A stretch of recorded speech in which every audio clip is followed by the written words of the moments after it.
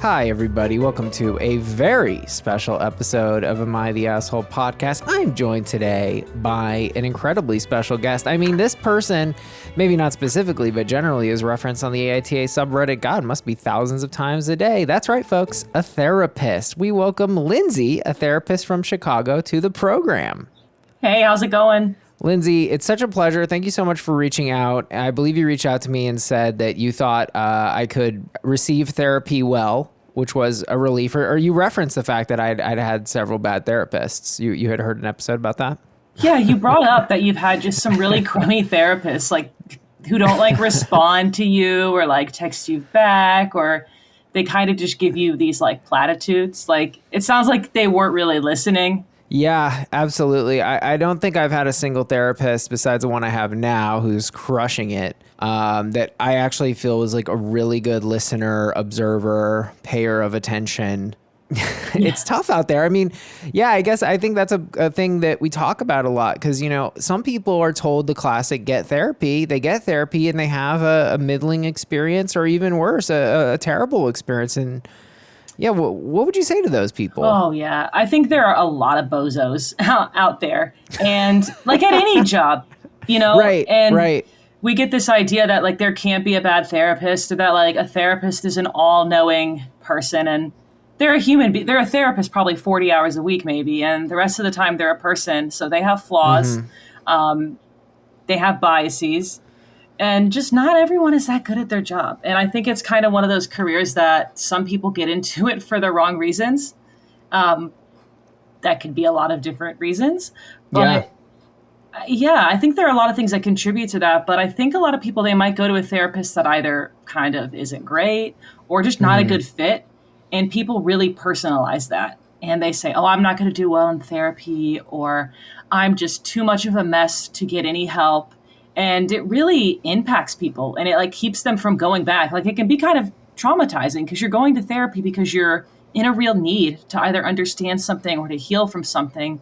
And if you go to someone and open up like that, and what they give you is either really nothing, or it's hurtful, or it's re-traumatizing, right, why would you want to seek therapy again? 100%. I mean, my therapist now, who I like, kind of opened up on she's solutions oriented, which I'm very for, obviously. We're obviously digging for solutions, but there have been a few times where I've been like, I think let's slow our roll a bit on the solving. I think I need to be heard and understood a little bit.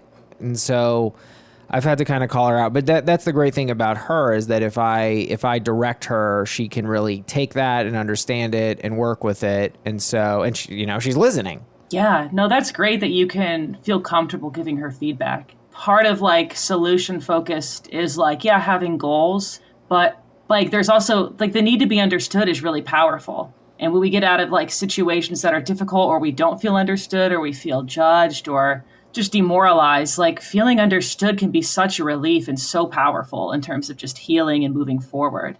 Yeah, absolutely. And I definitely wasn't understood. I actually wrote a list of my bad therapists. I wasn't even including the one who ghosted me. I forgot. That's a fifth one.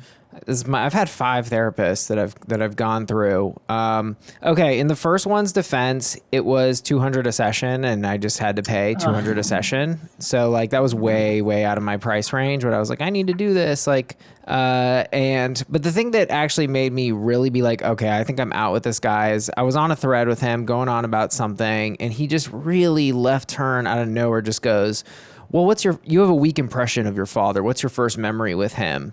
And I was like, okay, dickhead Freud, like, what are you doing? Like that, like I mentioned my dad, but like that wasn't the thrust of what I was saying. So it really felt like I wasn't being understood or listened to. It felt like a total curveball, not a bad line of inquiry, obviously, but just like, what are you doing? Yeah. I mean, I can see feeling like dismissed by that.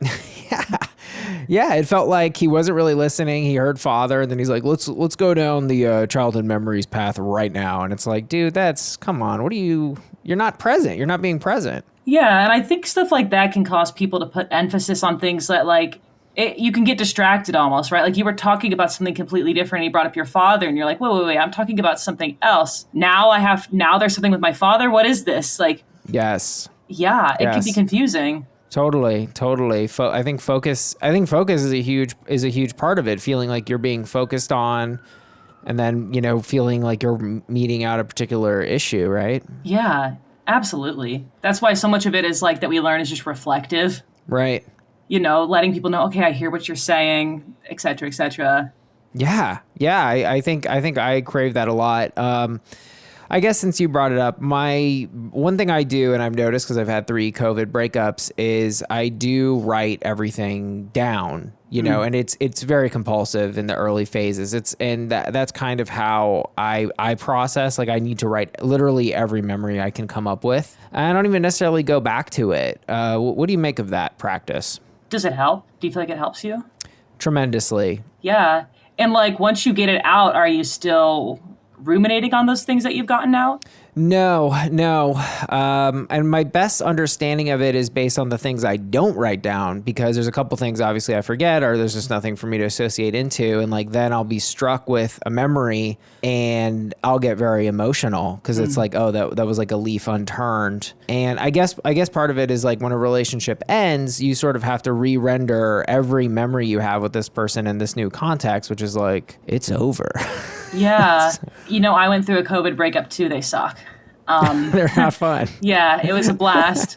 And I think first of all, when you're going through a breakup, and I think it's been discussed enough that it's grief, and it's a different, you're going to have those stages. It's not linear. I think sometimes we want a lot of control over our emotions when we're going through something like that, right? We want to just say I'm going to get it all out, and then it's out there, and that part is gone, and then I'm going to go work out, and then I'm going to do this, and these memories aren't going to come up. I'm not going to have any moments where I feel like I'm just going to start crying in the middle of Target, or I have to go to the bathroom in a meeting at work, right? Or it's going to happen. It's messy, and grief is really messy. And even biologically, what we go through when we go through a breakup, all that oxytocin that our brain is making, it's just gone all of a sudden.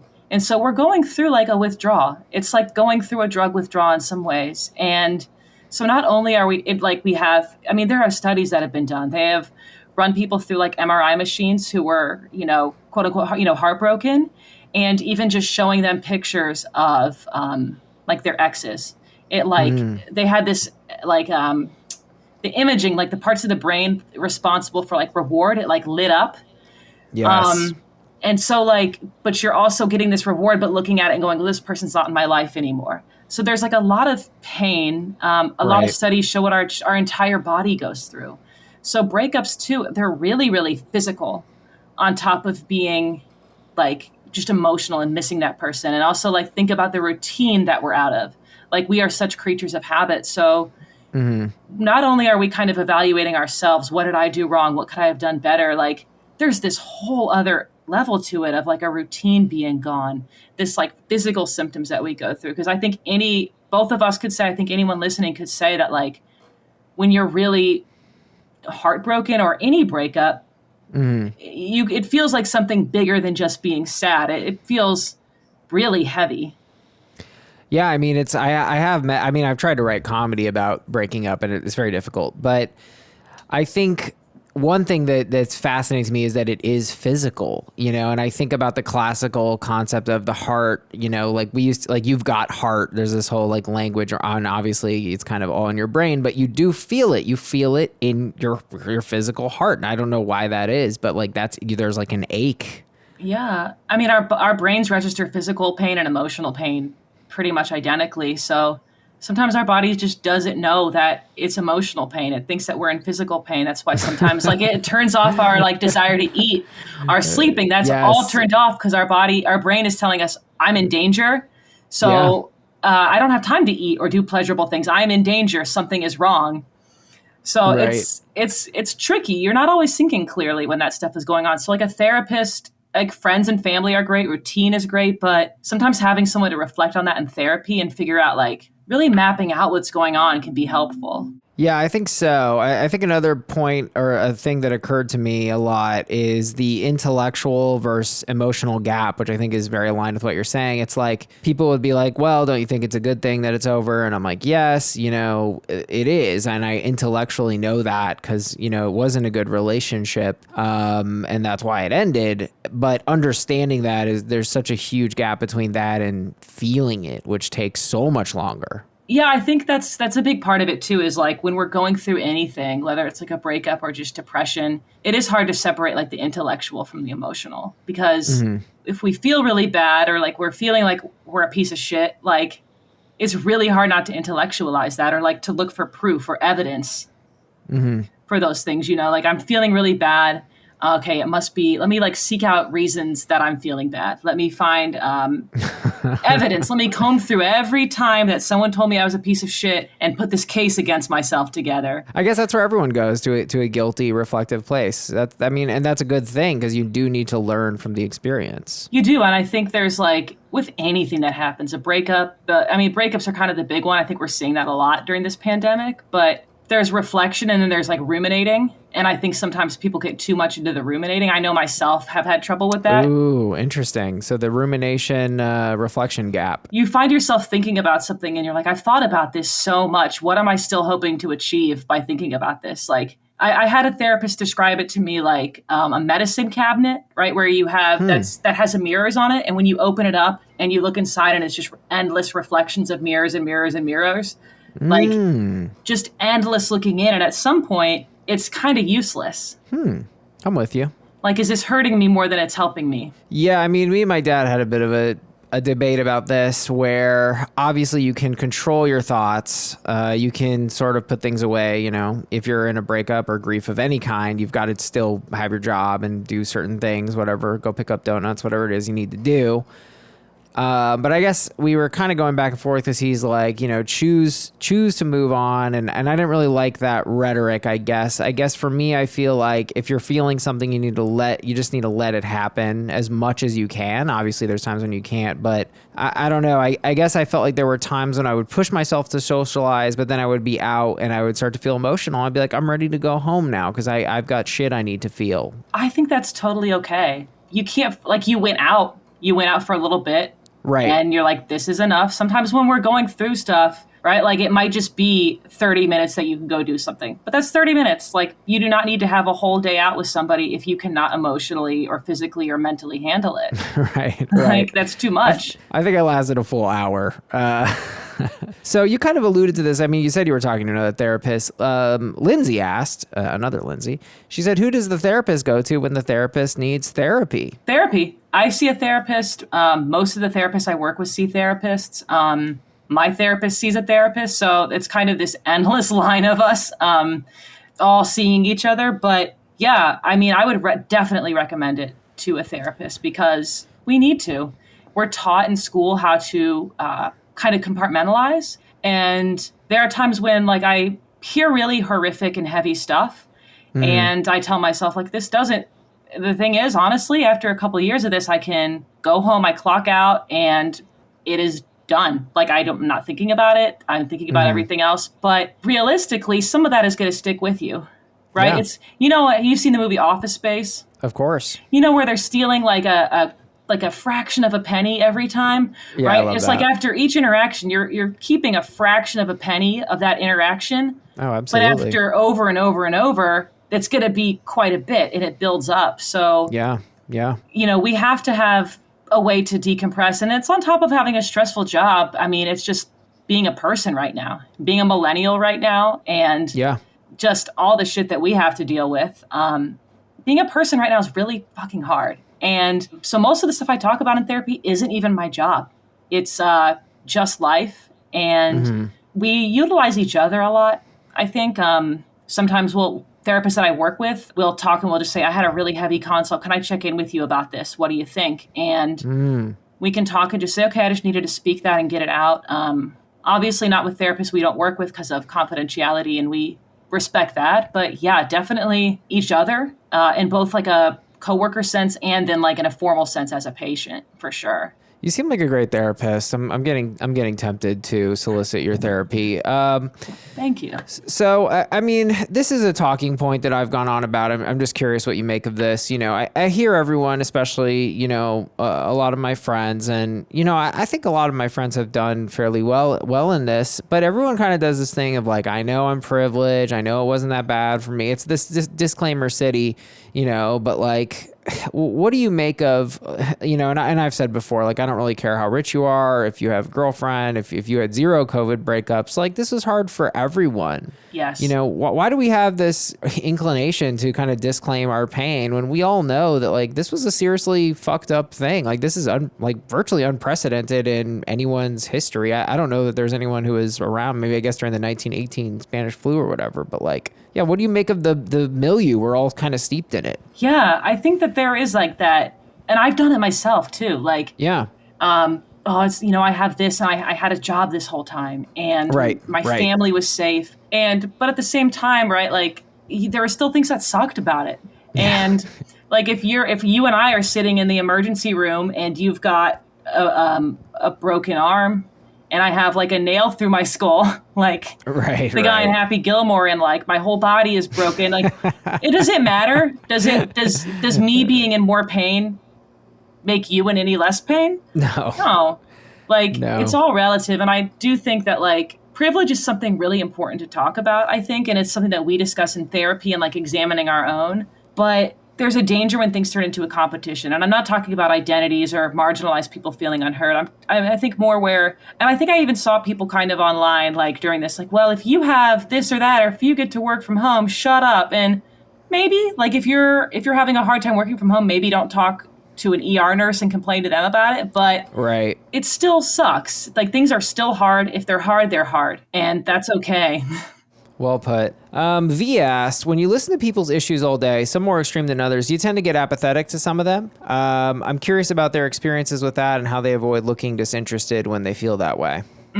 For me, not really, because it's just, I want to figure out how to say this without sounding like it's not compassionate. It's just your job. And like, you're so used to it. Your kind of threshold is different than people think it might be. Like, a lot of things aren't too intense. Most of them are pretty easy, like are pretty, regular for us, I guess. Like, we're used to it because it's big to the person. Again, like, you know, I've had people who come and they just talk about how they like hate their job, and they have a great job, but it makes them so miserable to go there every day. And that person is just as distraught as someone who's dealing with like, well, maybe not quite as distraught, but you know, like, they're distraught the same way someone who's dealing with something really big is. And sometimes when it's something smaller, quote unquote, like, there's still things that need to happen. There's still problem solving that needs to occur. There's still examination, and there's still questions that need to be asked. So not really. It really doesn't get boring. And I think like the part is empathy. They're there in therapy. They're feeling something is wrong, that they want to be better and that they want to change. So yeah, you're just there for that. I haven't been bored yet. That's amazing. And I'm easily bored. You're easily bored otherwise? That's incredible. Oh, I've got ADD, so, you know, it comes with the territory. But no, not with people. Not really. That's amazing. I think that's great. I think, I wonder, going back to what you said, you know, therapists in it for the wrong reasons. I know it's, you know, maybe not the most lucrative side of psychology, but it's definitely a lucrative career, and it seems, quote unquote, easy. I can see how at least someone would call it that. Do you think what's behind these therapists who maybe aren't really wired for it, and they're just, why are they doing it if they're not good at it? Because well, like, I think some people do it because they want to tell people what to do, and if you want to tell people what to do, you are in the wrong career. You start a podcast called "Am I the Asshole?" Yes, or be literally anything else. Be a doctor. They get to tell people what to do. Yeah, but I think that, like, so I went to school. My degree is in, like, not at most therapists, they're going to have like letters after their name. There's like a licensed professional. It depends on the state, right? A lot of us are like counselors or social workers. That's what our degree is in. But like, you hear social worker and you think of someone just coming and like taking the kids away. That's really not it anymore. True. So I have my master's in social work, and I got into it because there's a program in Columbus where I grew up, and perfect. So it's convenient.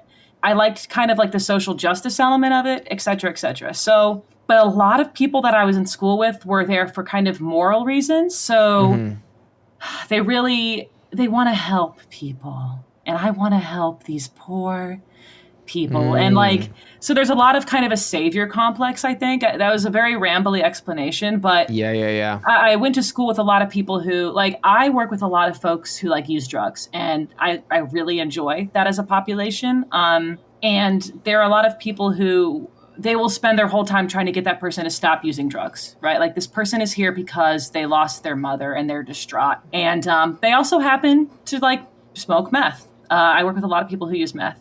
And there were people who were like, well, the first thing we have to do is get you off meth. Well, no, we need to deal with this person's grief and the pain that they're feeling like right now. So there are a lot of therapists who get really distracted by things like drug use or things that they kind of deem like wrong, unhealthy. This needs to be fixed now. Yeah. So there's a lot of moralization, I think, that goes on. There's a lot of like savior complex, I think, that goes on. And sometimes people practicing just outside of their scope, thinking that they can do more than they can. Like, so you're a comedian, right? Like if you were just a year or two into comedy and told people like, I've got an hour, I can do an hour, book me for an hour. Well, that's more than you're able to actually offer. So right. It's really practicing kind of inside your scope, being realistic about things, meeting people where they're at. If someone is not ready for something, do not force them. Love it. Yeah.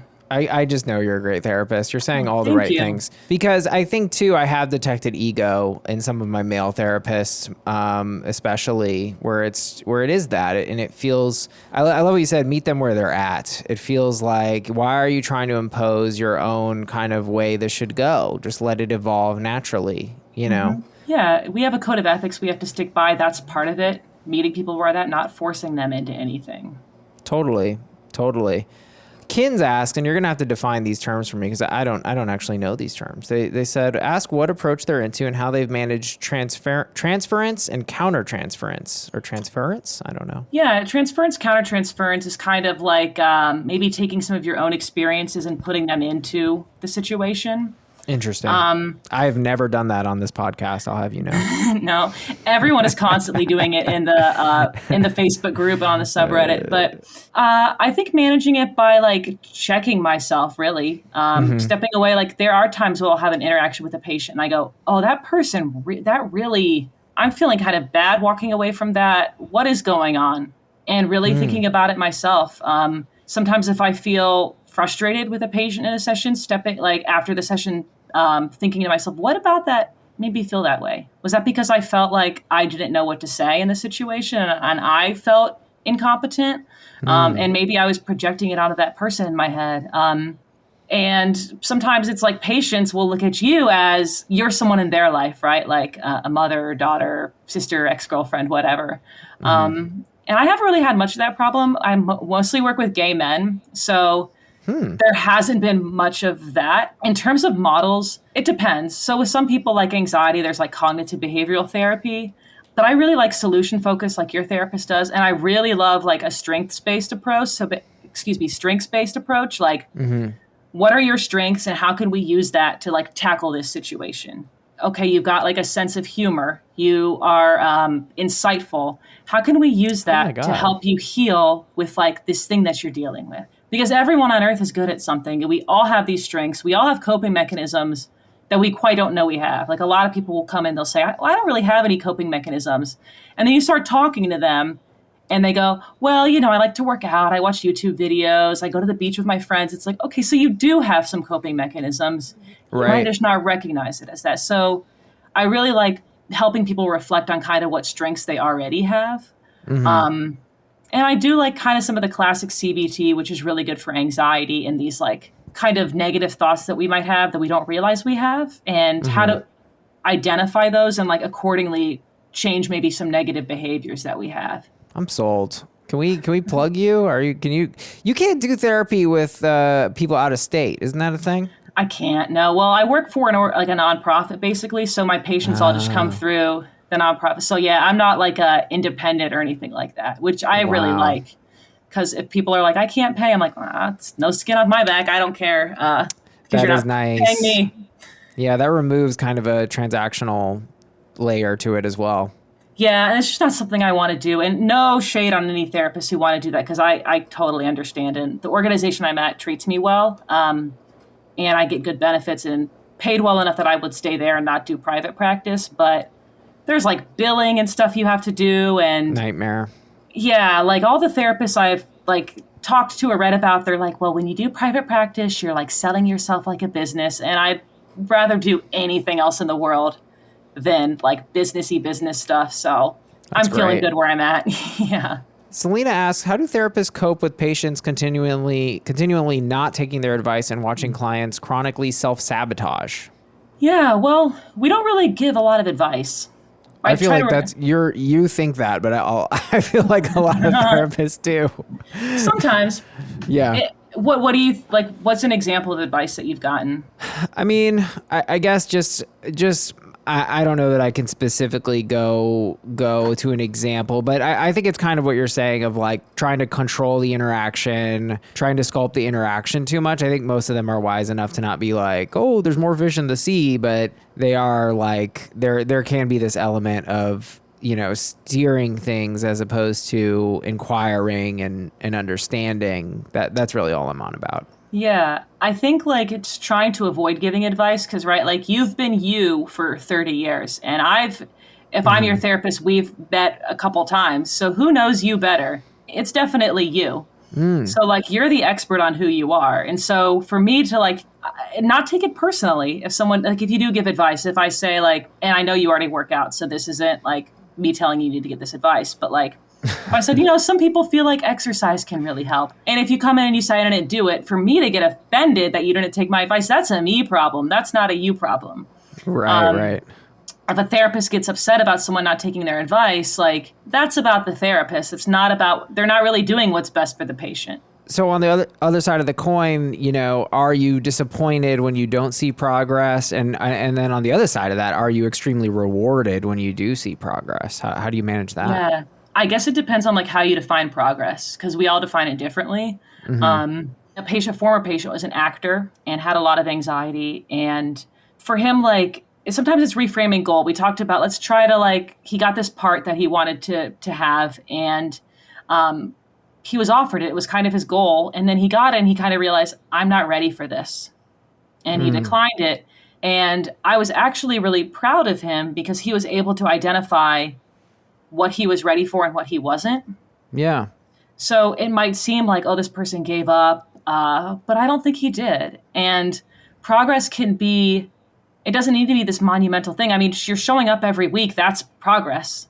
And like what we see as progress might be defined differently than the patient, right? Like if they're coming back every week, they're getting something out of this, unless they're mandated by the court. So that in itself is progress. Like making that connection and that rapport, like that is progress. And I think maybe sometimes if a therapist is feeling like it's not progress, it's kind of the same example of them putting too much of their own desire into a patient. On the other hand, when someone does make progress, yeah, it's really rewarding because it feels like I'm on a team with this person sometimes, right? This patient I see once a week, it's like we're a team and here's what you can do and here's what I can do. And it's all them. Right. So it's really more them than me. I'm giving them kind of the directions, but they're the one who got there. And I'm with them 1 hour a week and they're with themselves the other 23 hours and 6 days a week. So Right. That's all of them. So, but it's really rewarding because, I mean, I come to really like the people I talk to and like my patients. And it's like, I see a lot of them on the phone now. So when they can't see me and like, I've had times where someone tells me like about an accomplishment and they can't see me, but I'm doing like the yes, like I'm watching a sports game. She pumped her arm, everybody. She pumped her arm. I pumped my arm. So yeah, that's exciting. But I think that if another therapist was telling me that they're disappointed in a patient for having burnout, like I would want to know how disappointed and then like how much of yourself are you inserting into this? Right. You can't work harder than the patient. I love that. Well, thank you so much for fielding these questions. I did want to talk about the Freudian I saw. He was a classical Freudian. That's how he identified himself. And I would lay down and just talk. And he would draw, he would doodle during the sessions, and he was very quiet. He would be kind of just like a go-on kind of guy. And I put up with it for a little bit, but it really felt on the last session, it was our 5th session, it really felt like he wasn't listening at all. And I caught a glimpse of his paper, and he was actually not doodling today. He was drawing this rather intricate tree. It was actually a pretty good tree. And we were 5 minutes into the session. I'm like, I'm out. You're not listening. You're drawing your tree. And I told somebody this. I actually went on a Hinge with a therapist, and I told her this, and she said that's the Freudian style. They're supposed to make you mad. Well, what do you make of that? That sounds so frustrating. If I was spilling my heart out and a therapist was just drawing like that S that we draw in like elementary school. Legit, he was. Legit. Oh, he my was a God. doodler. Yeah, I don't think I mean, look, we're all going to have different opinions, but I don't really think a therapist should be there to provoke you. And there are some good things that Freud came up with, like the idea of defense mechanisms and like projection, but like he was also a huge creep. Was he? Oh, I didn't know he was a creep. He was I knew kind he was a of a creep. cokehead. He loved coke. Was kind of a creep. I didn't know that. So, take that with a grain of salt. I will. I left that therapist. Now I have someone who's much better. All right, guys, we're going to do a couple situations. Let's do this. AITA, for refusing to go to therapy in order for my girlfriend to get a dog. Okay, so I, 25, am petrified of dogs. I was attacked by one when I was a kid, about 7 years old, that resulted in fairly serious injury. My girlfriend, who I love deeply and I live with, 27F, really loves dogs. She wants to get one for our apartment, which allows pets. My girlfriend is really passionate about dogs as she volunteered at an animal shelter in high school and college. Like I said, dogs scare me like no other thing on earth. I don't pet them. I don't acknowledge them. Wow. If I see one, I make sure to stay a couple paces away. If my friends have a dog, I invite them over to our apartment or meet them at bars. My girlfriend is dying to get a dog for our home, and I've given her a hard no. She responded by, get ready for it, people, it's the AITA classic, asking me to go to therapy to get over my fear because it's irrational. Look, I can accept that fearing dogs is irrational at 25. I just got very unlucky when I was young to meet a very mean dog, and I probably shouldn't fear them anymore. It's also annoying and embarrassing to have a mundane fear at 25. That said, fearing dogs doesn't have a major impact on my life. Depression, anxiety, addiction. Sure, I would encourage anyone suffering from such serious mental health issues to seek a therapist. I'm not discounting the importance of mental health. That said, I'm not going to spend money and time getting over a fear that has little impact on my life. My girlfriend says my refusal to go to therapy is an indication I don't care about her desires. Well, I believe her lack of acceptance of my fear of dogs is a sign that she doesn't care about mine. Like my girlfriend hates Chinese food while I love it, so I don't eat Chinese food when we are together. Why can't a dog be like that? Which one of us is being the asshole? Ooh. Well, right away, I'm kind of hearing two things. One, like, I don't know my verdict yet, but I'm hearing him say that it doesn't have a major impact on him. But then he's also saying that he can't go to friends' houses who have dogs. He avoids being around dogs. So I'm wondering if that's true. If it does have as big of an impact as he is saying. I mean, dogs are quite popular. I'm finding. I'm running into these MFs, hourly if I walk around. I think you're onto something there. I mean, I would read that as a little bit of minimization. How big is the problem really? And then where I actually definitely lose OP, he doesn't really seem like he's hard. He's like kind of going hard on it, but he's definitely kind of equating it to hating Chinese food. And I'm like, that feels distinctly different. Now, what would call that a phobia? We would just say that's a taste. I mean, it's wrong. It's just as wrong as it's incorrect. But it's certainly not made of the same psychological stuff as fearing dogs. They're man's best friend. Yeah, I don't think she has a phobia of Chinese food. It seems like she could go to a restaurant where Chinese food was being served and order something else, and it would be okay. Well, I can't go back to Cheesecake Factory. Their menu is too broad. Yeah, or he's avoiding going places because of dogs. So on one hand, it does sound maybe a little more serious than he thinks. But I'm also wondering, how compatible are these two? Because he's definitely afraid of dogs, and she works at, a dog rescue, and it seems like dogs are quite a big hobby of hers. So right. I'm interested about that, too. Yeah, I mean, I think it's going to be really hard for me to go all the way into he's an asshole. I guess I don't really like the attitude. He doesn't really seem to... I guess, let me ask you this. it's hard for me, but maybe this is ignorant. It's hard for me to go with OP and be like, A, this is a minimal issue. It feels like it's not as minimal he's saying, but B, that it's a strictly localized issue, that it really is only about dogs. I feel like there's likely something deeper beneath this. Is that fair, or do you think phobias can kind of live in isolation?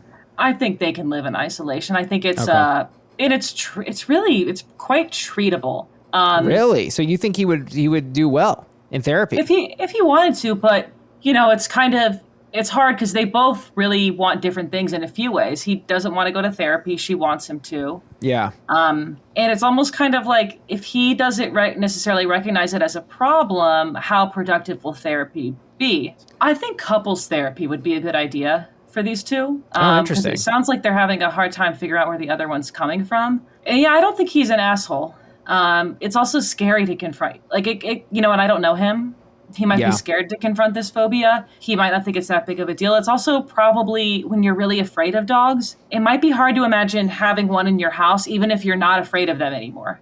Like, imagining a reality where he's not afraid of dogs might be difficult for him. So the only way he's able to imagine a dog in his house is also in a situation where he's really afraid of this dog. So that's a tough one. But it's very treatable. Like, he has some trauma associated with a dog, right? He was bit by one or attacked. A mean dog when he was young. A formative memory, probably, right? At that young of an age. Oh, yeah. And at kind of any age, too, like to kind of lay it down, like, essentially the part of our brain that controls memory and the part that controls fear, they're right next to each other. Great. So. Just great. Maybe put some space, God. So he's probably having like a trauma response, and it's very real, and it's probably very, very scary to him. Yeah. I think that there is an Americanization going. See, I'm using all these words that I don't normally use because I want to impress you, Lindsey. I guess another thought that occurs to me is he says time and money. And honestly, money, I'm more on board because I'm like, that's your resources. Ostensibly this guy isn't loaded. Therapy it's very expensive. I mean, it's very expensive. And I just think, like, in a situation where therapy is free and provided by the government, for instance, I think this guy's argument would really fall apart, and I would actually kind of be leaning more asshole, because I'm like, really, you're not going to go at least see. You're not really going to go and just take some time and see maybe 8 hours. Maybe this takes 16 hours of therapy. I don't know. I don't think this is, 100 hours. You're not even going to see, though. But when it's time and money, it's harder to push into him and be like, oh, well, it's like he doesn't think it's a problem. It's, whatever. And that's a good point. The money thing, we don't know how much that makes a difference to him. It could be really financially difficult for him. Yeah, it's very tough. And it feels like this is going to come up at some point. And I would hope that this person would want, and I'm talking maybe as myself instead of a therapist, like, I would hope he would want to deal with that at some point, because you're going to miss out on a lot by not having a dog around. Like, you might need to be prepared to sacrifice this relationship. Is that something you want to do? Like, yeah. I think they really need to maybe talk to a professional together if they can. Again, if money's an issue, right? Like, yeah, it's very difficult. Yeah. He said he loves her deeply. He did say that. That makes me think, bro, why is this? I mean, I guess really the money thing is a tough thing to work around because, like, I mean, look, you're looking at probably $100 a session minimum weekly. That's a big expense. That's a car. It is. And the thing is, it's to recognize his fear, because it's kind of not a fear I can identify with. Right. I have not had a phobia like that where I am so deeply, overwhelmingly afraid of something. And that's what a phobia is. It's an irrational fear. So it does sound irrational, but to him, it's very, very real, and it makes a lot of sense to him. So it might feel really scary to get treatment for that, or to face that, or to relive that trauma. I'm with you. I don't really think there's any room to call her an asshole. I think this is a very reasonable solution. And as you said, this is a big part of who she is. And so she wants a dog around. AITA for refusing to go to therapy in order for my girlfriend to get a dog. I think we agree. No assholes here. No assholes here. Yeah. There we go. All right. Well, guess what? Here's the flip side of this. AITA for telling my mom's husband he needs therapy when he tried to guilt me into letting him walk me down the aisle. My mom married her husband James 3 years ago. I, 25F, was not living with my mom at the time, nor were we in the same state, so I haven't really interacted with him a lot. I got engaged during lockdown last year. We were planning to get married when everything is safe again. I asked my mom if she would walk with me. She said yes, everything was good. Then James approached me about 2 months ago saying he would like to walk me down the aisle. That he knows he can't replace my dad, but he loves me and my mom and would love to fill the father of the bride role so I can have someone in it. I told him my mom was filling the parent of the bride role, and that made me happy. He pushed a little, told me it made more sense for him to do it. I said, no. My mom told me he had just wanted to make the suggestion because he felt maybe I'd prefer it. I didn't want to fight, so I left it alone. Then he came back. He talked about how he lost both his girls, his wife and daughters died almost 20 years ago, and how much it would mean for him to be accepted into that role and would give him the chance to do that with another daughter. He told me even if I don't want it, would I do that for him? So he would have some healing and a chance to be in the role with someone. I said no again, and he told me I must be very cold to know what it's like to lose a father, to do that to someone who lost both his children and is reaching out and offering to do it for you. I told him maybe he needs therapy if it's so hard and he's so caught up on the loss of them and he can't see me as my own person, as someone who would want my remaining parent to walk with me and fill that role. He got offended I'd make the suggestion. My mom bent over apologizing after she heard what happened. I guess she hadn't known the whole thing from before. He's still, I want to say, salty, but he's still offended, and I think I overstepped. And thinks I overstepped. Did I? AITA. I mean, I feel for OP, and I think that even look at the beginning, she made it pretty clear that she wanted it to be her mom. And I have friends whose fathers are deceased or not in their life for one reason or another. And they've been pretty adamant that they want their mom to walk them down the aisle. That was the person who helped fill that role when their dad was gone. And that is their parent. And it's kind of just a traditional and very like gendered role that we have to have our father do it. Like that mother's her parent too. And, you know, if she had said, well, no one's going to walk me down the aisle, maybe it would be a little different. But she said she wants it to be her mom. It's special to her that it's her mom. Yeah, I mean, and by the way, Lindsey does not endorse anything I'm about to say. I have massive qualms with this individual. I think this guy reads as I mean, maybe he's highly damaged and he just said this in a moment, but the way he tried to spin this, it makes me physically ill. So first, he comes to her and asks reason. I mean, I think it's an unreasonable ask, but he claims he was asking from a place of maybe she wanted it. And I think it's fine. It's fine.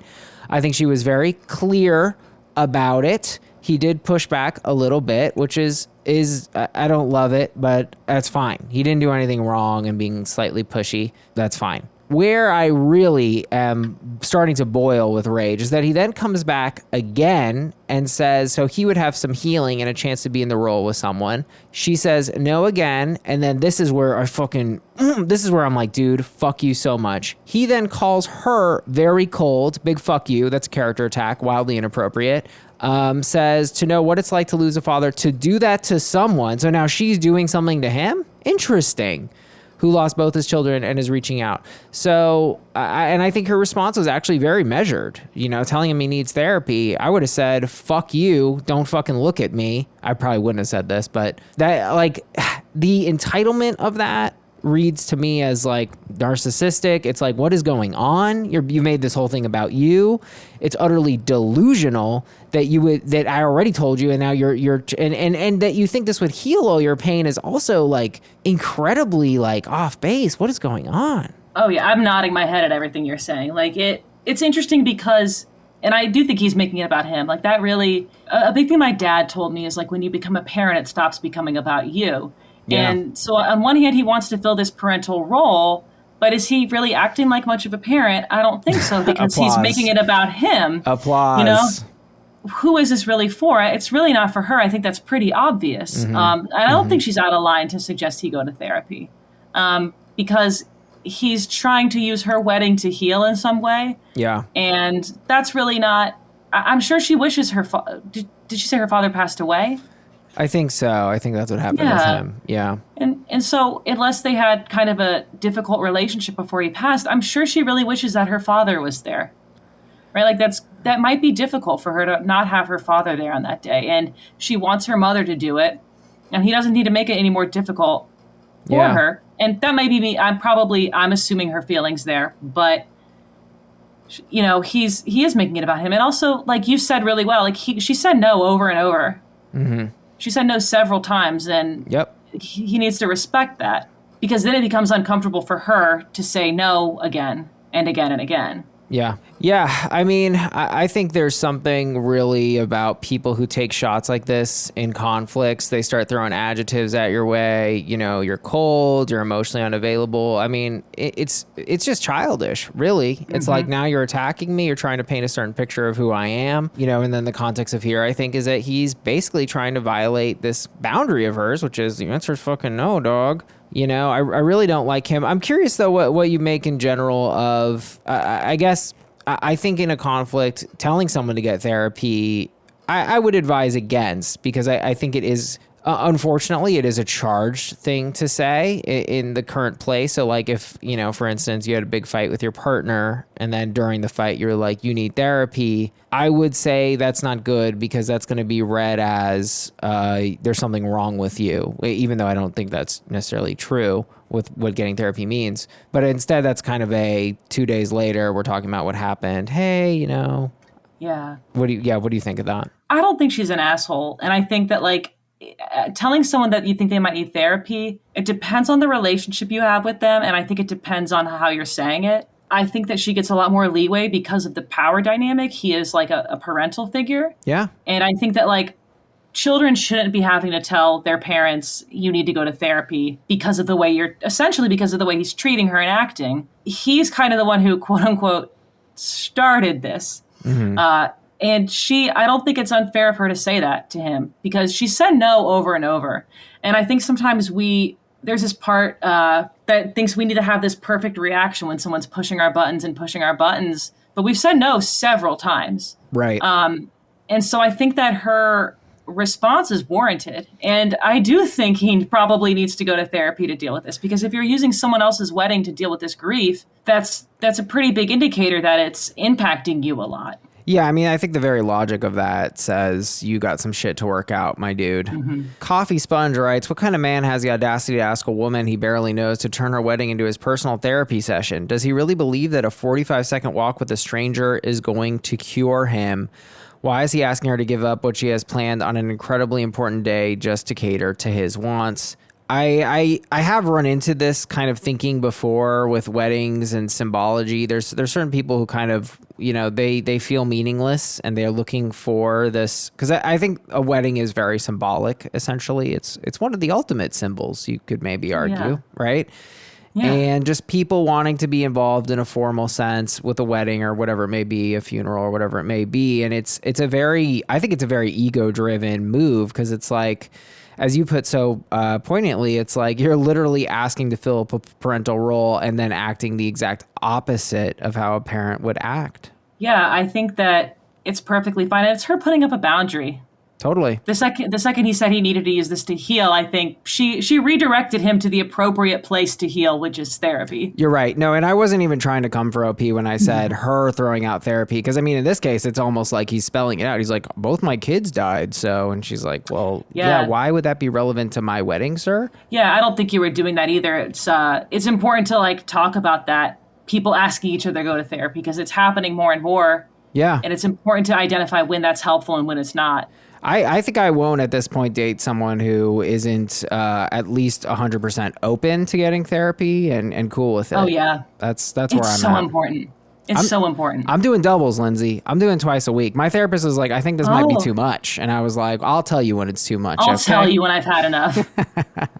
Anyway, I think we agree on this one. AITA for telling my mom's husband he needs therapy when he tried to guilt me into letting him walk me down the aisle. We're going a big NTA. And James, this guy is James. Get therapy, bro. Go to therapy, James. All right, we're gonna wrap up on a final sitch. Lindsey, thanks again. This has been amazing. I feel this is therapeutic. I would go as far to say. Oh, great! I'm having a great time. So you'll love to hear. Come back anytime you need me. Oh my God, I would love that. We can have a segment. Ask a therapist.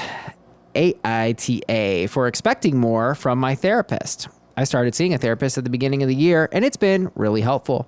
She slowly got me to trust her. I've opened up, and I'm finding some tears for the first time in a long time. It's all really positive. She's very good. A particularly major moment was her encouraging me to face my fears and do a video interview for a YouTube. It was a big buildup. She gave me pointers. I was scared, but it went well. Given my fear of cameras and public speaking, this was the biggest event in my life for 10 years. Wow, hats off, OP. I go to therapy the next week and she either doesn't remember about the interview or doesn't want to make a big deal of it, I guess. She was just waiting on the Zoom call for what I wanted to talk about, stone-faced. I was really expecting her to be warm and smiley with us, so how did it go at the top of the session? Because she has some part in it. I thought she would be curious. Also, she said I could write her if I wanted. I emailed a couple weeks ago with something going on in my life and didn't get a response. Admittedly, I did give her an out, but I thought she would respond. I emailed again a week later about getting a second session because things are going very bad at the time. She didn't have any more slots that week, but just seemed so cold about it. She told me to call the crisis line if I was in bad shape. It is almost like if it isn't in the confines of our hour, it doesn't exist. I realize she gets paid by the hour, but it seems she could put in a little effort outside that. So enough little things piled up and I got mad at her in session and brought this up. She said something to the effect of, this is your hour. You decide what we want to talk about, not me. I'm just here to listen. And I can't be expected to be involved in your life at that level. She also says, yes, she has very rigid boundaries regarding getting involved in patients' lives. Maybe she is right and I'm expecting too much or I'm just too sensitive. AITA. Ooh, what do you think? Oh boy, putting it on me. Look, I think for me, what I expect is I do want some continuity. I want some, I think it is a high bar to expect how did it go to be the opening line. But like I said, I think for me, I do recognize, I do want my therapist to take notes. They should have the big characters down, they should know the basics here. But I guess I do feel I would never email my therapist outside of the hour. I guess I would feel that's not really fair. That's my feeling. But I do feel they should be on top of shit. But it sounded like that. I wasn't quite clear on the chronology. It sounded like they had one session with this therapist because then they emailed about, quote unquote, getting a second session. And then really in that case, I can't blame the therapist because I'm like, they're not going to be like in your problem like you are. I don't know if that's a fair expectation. So those are my reactions. Yeah, and I don't know if they've been meeting for a while and it was a second session that week or what. But so first of all, I can see why OP would feel disappointed, right? When it opens up and the therapist like didn't remember or didn't bring it up. And I'm trying not to feel like defensive of the therapist. I see both of their sides with. I'm wondering how I can see why the therapist has these rigid boundaries. I've worked with people who have way too loose of boundaries to the point where like, this is in the past, but people who have like maybe given a patient like their cell phone number or something. And that is, and not like on a separate lot, like not in a way where they can just contact them at any time. So it's a disservice to the patient. And the therapist was doing the right thing by saying, if you are feeling overwhelmed or in danger, call the crisis line, because outside of therapy, we might not be there. And that's the appropriate person to point them to. If I have a patient who at 11 o'clock on a Saturday night is feeling suicidal, I am more than likely probably not going to be able to help. If I'm out at the bar or I'm, I am not in any shape to help that person. I do not have it would be unethical. And part of therapy, we're not like their kind of crisis line. We're there to empower the person and help them to function for the times that they're not in therapy. One thing for the therapist, and I don't think this is okay. I can see why the person felt disappointed that the thing wasn't remembered. We are really overbooked right now. Interesting. So therapy's on the rise because of COVID. Oh, yeah. I mean, every therapist I know is over. I'm overbooked. Like, I've taken on extra patients. Oh, wow. All of us are. So there is a lot of burnout right now. Most of us are to capacity and taking extra people on. So we might have a limit of how many people we take, and we've increased that just to fill a demand. And even with that, so many people come to us saying, I'm trying to find a therapist. Everywhere I go is full. Wow. So doing this during the pandemic has been it's been a lot. Yeah. So if any social workers or mental health workers are listening to this episode, hats off to you, because we have not gotten enough, I think, recognition. And not like I need people out banging pots and pans for us, but just we've been working very hard. Yeah. Wow. This is making me empathetic. Go ahead. That's incredible. And I don't want anyone in therapy to feel worried or that they're burdening their therapist, because you're not at all. The therapist might be seeing more patients than usual if this was like a pandemic thing. Who knows? But at the same time, like if you are at a point where you're not remembering what your maybe patient is telling you, you need to be refreshing on your notes, because we do take notes. You need to be refreshing on those before you meet with your patient to pick up on where you left off last session, because you need to know like who you're talking to and who you're going in to see. And it does hurt from the patient side. I think anyone who's been in therapy has been in a spot where maybe they felt like their therapist wasn't listening, or you tell them something and they're surprised and you're like, I've told you this before, weren't you listening? Mm-hmm. So I can kind of see where both of them are coming from. I'm wondering what response OP wanted from the therapist, or what their interpretation of what their therapist does is. Yeah, I mean, I think they said they wanted this opening line, that they would be curious. I mean, look, I think what you said is very fair, that, you know, you should be on the notes and you should be able to open where you left off. That seems pretty basic and like a pretty easy kind of regimen to have, right? Like just at the end of every session, kind of write the final thing, and then that way you can open with it, right? I mean, that seems like a no-brainer. OP also mentioned this email thing. So with the email thing, you are saying that is probably a line cross for most therapists? I think an email's okay, actually. I tell patients, like, feel free to email me or reach out. I think that's okay. If it's happening all the time, it's going to depend on the therapist. I've never really felt my patients cross any boundaries, but you know, I've had a patient email me and go like, just want to let you know, like maybe they've been doing really well with their anxiety and it's back. They go, hey, just so you know, it's been really difficult. Is that okay? And just letting them know, you know, that can be normal, and messaging them back. I don't think it's a line to cross. Some therapists might feel differently. But I do think that like, you can shoot your patient you can take 5 minutes to send your patient an email, I think.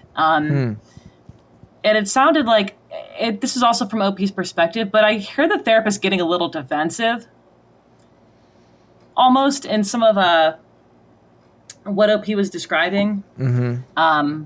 I get where they're putting up the boundaries. I don't know if anyone's an asshole. I think part of therapy should be explaining to people what therapy is, because a lot of people don't quite understand what it is. And so explaining like, hey, here's what it is. Here are the boundaries that we have. Here's what I can do. Here's what I can't do. So it is on the therapist maybe to better describe what her boundaries are, what therapy is, what OP should expect going into therapy.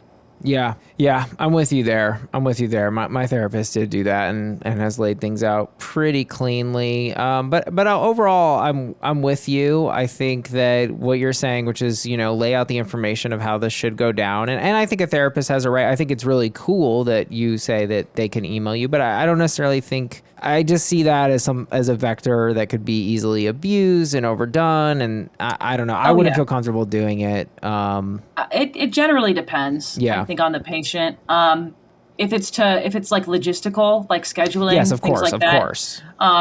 If it's about like a little victory, and it's rare. I think it depends on the patient sometimes. And sometimes as a therapist, you know who will and will not respect boundaries. Right.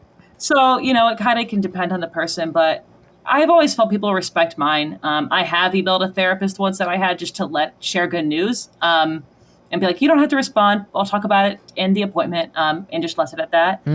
But we had also been working together about 2 years at that point, so we had a pretty good rapport. Yeah. But it all kind of depends. Like therapy, I think there's no black and white answer. It's so built on the rapport you have together.